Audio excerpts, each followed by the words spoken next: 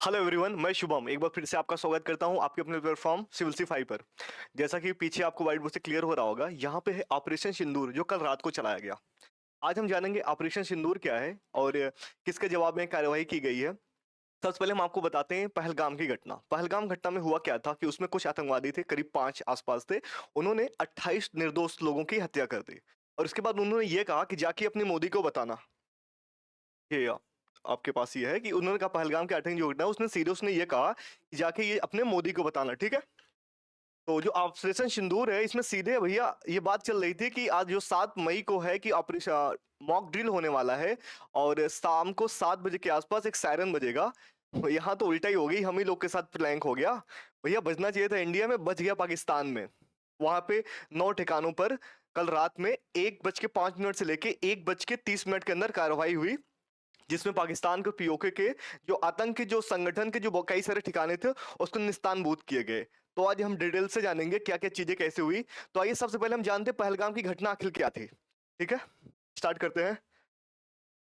देखो, ये न्यूज छपी थी कि भैया कश्मीर आतंकी में फिर से दहला, कश्मीर की धरती फिर से रोई। ठीक है, इसमें हुआ क्या था। इसका घटना में ये हुआ था कि जो पहलगाम है जो अनंतनाग जिले में स्थित है, वहां पे क्या हुआ था कि 22 ये 22 अप्रैल को एक घटना हुई थी जिसमें क्या हुआ था कि 28 लोग नागरिक मारे गए थे, जिसमें से एक नेपाली नागरिक थे, एक ईसाई थे। ठीक है, और आतंकवादियों के पास क्या क्या थे, अगर गनों की बात करूं, सबसे आधुनिक हथियारों में M4 कार्बाइन थे और AK-47 जैसे अत्याधुनिक अधिकार थे। ठीक है, हथियार वगैरह थे। इससे हुआ क्या, बहुत ही निर्दोष लोगों की जान गई। निर्दोष जाने के बाद हमारी सरकार चुप तो नहीं बैठी थी, बहुत सारी कार्रवाई भी की। हमारे जवान जो थे उन्होंने इस बार बोलकर नहीं, करारा मुंहतोड़ जवाब दिया है, गोलियों से जवाब दिया है।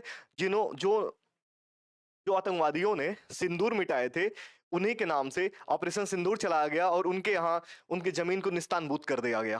ठीक है, तो आज हम पूरी डिटेल के साथ जानेंगे इसके पहले क्या क्या भारत में घटनाएं हुई हैं, ऑपरेशन जब जब उरी के टाइम पे क्या, हम डिटेल में जानेंगे। ठीक है, तो स्टार्ट करते हैं। सबसे पहली बात ये आपके मन में आ रही होगी ना कि ये पुलवामा जो अपना पहलगाम वाला जो अटैक हुआ, इन्होंने हमला का टाइम ही 22 अप्रैल ही क्यों चुना, अभी रिसेंट में क्यों चुना, पहले या बाद में क्यों नहीं चुना। तो इसके पीछे 4 रीजन थे। पहला क्या था कि जो अमेरिकी उपराष्ट्रपति थे वो भारत के दौरे पर थे। ठीक है, क्या थे, भारत के दौरे पे अमेरिकी उपराष्ट्रपति आए हुए थे। उन्होंने इससे ये करके दिखाया कि देखो जो तुम यहाँ पे आ रखे हो, तुम भी यहाँ पे सेफ नहीं हो। मतलब इंडिया का ग्लोबल लेवल पे इमेज को धूमिल करने का प्रयास किया गया, पहला। दूसरा क्या था, अमरनाथ यात्रा का पंजीकरण चल रहा था उस टाइम। क्या हुआ कि पर्यटक का जो केंद्र है जम्मू कश्मीर, हाल ही में बहुत ज्यादा बढ़ता जा रहा था। लोग इसकी सुंदरता देखने के लिए बहुत बहुत, बहुत दूर दूर से लोग आते थे। अमरनाथ की यात्रा हो गई, वैष्णो देवी की यात्रा हो गई, बहुत सारी यहाँ पे ऐसी चीजें हैं जो लोग देखने के लिए आते हैं, यातायात दर्शन करने के लिए। तो ये घटना के माध्यम से उन्होंने ये शो करने का कोशिश किया कि भैया मत आओ, ये भी सेफ नहीं है। मतलब आपकी इंडिया सरकार में कुछ भी सेफ नहीं है। उन्होंने ये प्रयास किया दिखाने का, हालांकि ये भी गलत था। ठीक है, तीसरा क्या हुआ, पाकिस्तान आर्मी का चीफ जो है भैया, वो बार बार ये बयानबाजी कर रहा था, तो स्टेट को लेकर भड़काऊ भाषण दे रहा था कि कश्मीर हमारा है, हम इसको ले लेंगे, हर जगह जाके ऐसी ऐसी बातें कर रहा था। और तीसरी चौथी बात क्या थी कि अभी भारत में कई सालों से, जब से ये सर्जिकल स्ट्राइक वगैरह हुआ है, तब से क्या हुआ कि आतंकवादियों को हटाने का, आतंकवादियों को सफाया करने का अभियान चलता जा रहा है। ठीक है, 2019 में क्या हुआ कि इसको स्टेट से यूटी बना लिया गया, जम्मू कश्मीर को, जिसमें दो हुए, जम्मू कश्मीर और लद्दाख पैदा हुए अलग अलग। ठीक है, बहुत सारी ऐसी गतिविधियां हुई जिससे आतंकवाद को रोका जा सके। तो ये पुरानी हमारा बैकग्राउंड था। ठीक है, हम इसको आगे समझते हैं। इसके पहले क्या हुआ था कि जब उरी की घटना हुई थी, उरी वाली जब हमला हुआ था, उसमें क्या हुआ था कि भैया 18 सितंबर 2016 को भारी हथियारों से लैस 4 आतंकवादियों ने एलओसी के पास उरी सेक्टर में सेना के ब्रिगेड मुख्यालय पर हमला कर दिया और जिसमें सो रहे 19 जवानों की हत्या कर दी। सोच रहे हो, मतलब पीठ पीछे इसने वार किया था। अपने जो जवान थे वो सो रहे थे, 19 जवान सो रहे थे, वो शहीद हो गए। सोते सोते उन्होंने निर्मम हत्या कर दी, निर्मम तरीके से। उसके बाद 11 दिन के बाद भारत एक्शन लिया और उसने सर्जिकल स्ट्राइक किया। क्या किया, 19 सितंबर 2016 को उसने भारतीय सेना के 25 कमांडो ने एलओसी पार करके, एलओसी लाइन ऑफ जो कंट्रोल बोलते हैं उसको पार करके पीओके में जा करके सर्जिकल स्ट्राइक किया, जिसमें आतंकियों के 6 लॉन्च पैड तबाह कर दिया और 40 आतंकियों को मार गिराया था। 40 टेररिस्ट और 4 लॉन्च पैड को तबाह कर दिया था। ये सर्जिकल स्ट्राइक की घटना थी। ठीक है, जब उरी वाले जवाब में। उसके बाद क्या हुआ, उसके बाद आया पुलवामा अटैक। पुलवामा अटैक कब हुआ था? 14 फरवरी को हुआ था 2019 में। ठीक है, डेट याद रखना, 14 फरवरी 2019। इसमें क्या हुआ था?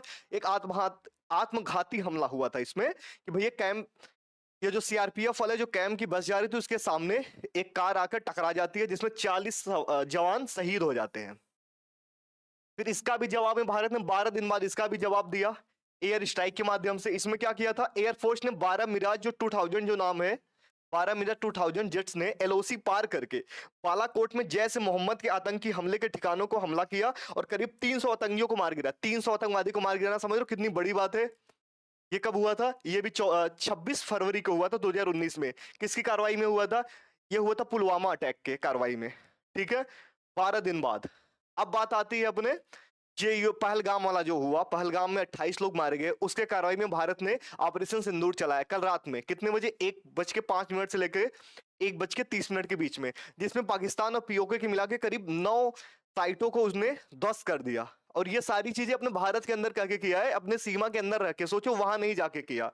मतलब मुझे तो हंसी आती है कि पाकिस्तान की जो सुरक्षा एजेंसी है वो कर क्या रही थी, उनको भनक तक नहीं रही। बेचारे सो रहे हैं आराम से, बेचारे भी कहना गलत ही होगा, वो है ही बहुत अजीब टाइप के लोग। इस पर क्या बात करनी। अब इसके बाद पहलगाम के अटैक के लिए हमने बदला लेने के लिए एक ऑपरेशन चला, ऑपरेशन सिंदूर। ठीक है, सिंदूर नाम क्यों रखा? क्योंकि आप ऐसे समझ सकते हो जब किसी की नई नई शादी वगैरह होती है तो घूमने के लिए जम्मू कश्मीर जाना प्रेफर करते हैं। तो उन्होंने क्या किया कि 28 लोगों को आतंकियों ने मौत के घाट उतार दिया था, 5 आतंकियों ने मिलकर के। और ये बोला था कि जाकर के अपने मोदी को ये चीज बताना, और ये धर्म पूछ के किया था। समझ लो कि तुम कौन से धर्म के हो, हिंदू हो या मुस्लिम हो। मुस्लिम हो तुरंत नहीं छोड़ देते थे, अगर हिंदू हो तुरंत मार देते थे। मुस्लिम के अलावा जितने भी धर्म थे सबको मार दिया। ठीक है, अब बात करते हैं ये घटना हुई क्या, ऑपरेशन सिंदूर है क्या। देखो ऑपरेशन सिंदूर ये मिनिस्ट्री ऑफ होम अफेयर से ये घटना प्रसारित हुई है पीआईबी की तरफ से कि 7 मई सुबह 1:44 पर पीआईबी दिल्ली द्वारा क्या कहा गया? ऑपरेशन सिंदूर, भारतीय सशस्त्र बलों ने आतंकी ठिकानों पर सटीक हमला किया। इसमें किया क्या? इसमें यह किया कि जो पाकिस्तान और पीओके के जो 9 साइट्स थे वहां पे हमला किया। और इसने यह भी बताया कि इसमें कोई भी पाकिस्तानी जो सशस्त्र बलों का जो केंद्र है, मतलब जहां पे आर्मी रह रही है, वहां पे कोई हमला नहीं किया, ना किसी नागरिक को नुकसान पहुंचाया है।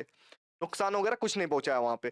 केवल और केवल उन्हीं ठिकानों पे मारा है जहां पे आतंकी होने के, जहां पे आतंकी थे और आतंकी संगठन जहां से ये चीजें करती थी, काम वगैरह अपना डील करती थी। ठीक है, तो आज हम जानेंगे, ये देखो जो ऑफिशियल जो प्रेस रिलीज हुआ है अपने मिनिस्ट्री ऑफ डिफेंस के तरफ से।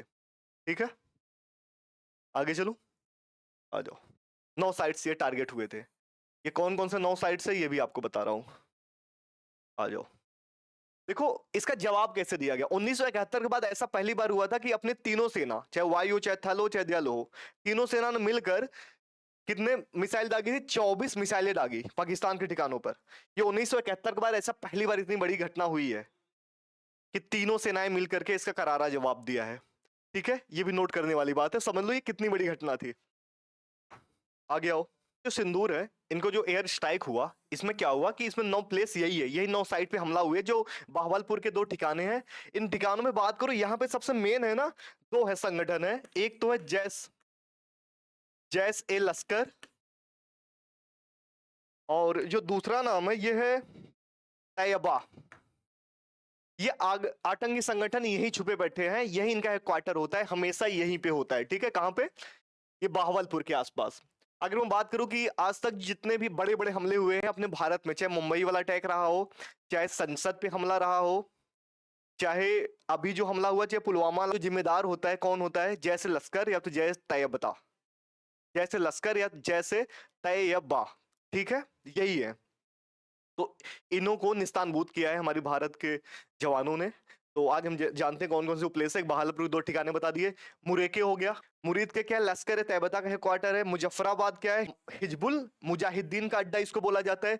कोटली क्या है? टेरर कैंप इसको बोला जाता है। Gulpur terror launch pad, Bhimber terror launch pad, और चक अमरू जो टेरर लॉन्च पैड है, और सियाल, ठीक है, सियालकोट, ये सारा का सारा ऐसे प्लेस है जो टेरर का बहुत बड़ा केंद्र है।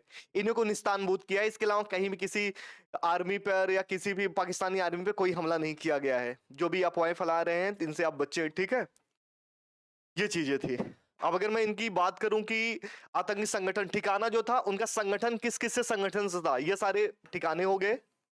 और ये इनके संगठन जो मैंने आपको अभी बताया, ठीक है, ये चीजें आप देख लो कि कहां पर क्या क्या चीजें हुई हैं। ओके, आगे चलूं, आ जाओ। अब मैं बात करूं कि कौन कौन से प्लेस पे हुआ। मैप से आप समझो, ये इंडिया का मैप है और ये रहा बहावलपुर, जहां पे सबसे मेन अटैक हुआ। यहीं पर जैसे लश्कर छिपा बैठा है, संगठन छिपा बैठा है, ठीक है। यही हमेशा हर अपने यहाँ के जो हमला होता है जिम्मेदारी लेता है, चाहे मुंबई का हमला रहा हो, उरी रहा हो, चाहे अपना पुलवामा रहा हो, सारा का सारा यही मास्टरमाइंड यहीं पे बैठा रहता है, ठीक है। इसके बाद ये सारा मैप है, मुजफ्फराबाद हो गया, कोटली हो गया, गुलपुर हो गया, भिम्बर हो गया, सियालकोट हो गया, चकमरू हो गया और मुरीद के हो गया। ये वही क्षेत्र 9 जहाँ पे अभी हाल ही में भारतीय जवानों ने एयर स्ट्राइक किया है, मिसाइलों के माध्यम से इसको निशान मुक्त किया है, ठीक है। ये जो नया भारत है, ऑपरेशन सिंदूर के मानने से ये दर्शाने की कोशिश किया भैया, ये जो भारत है ना कुछ भूलता है ना कुछ क्षमा करता है। और भारतीय जवान की तरफ से, आर्मी की तरफ से एक ट्वीट आया कि जस्टिस इज सर्व्ड, मतलब न्याय फिर से परोसा गया है, ठीक है। आई होप आपको यहाँ तक वीडियो पसंद आई होगी, और ऐसे में और भी वीडियो जो भी न्यूज अपडेट होगा मैं लेके आता रहूंगा। आप चैनल को सब्सक्राइब कीजिए और जितना हो सके शेयर कीजिए। Thank you.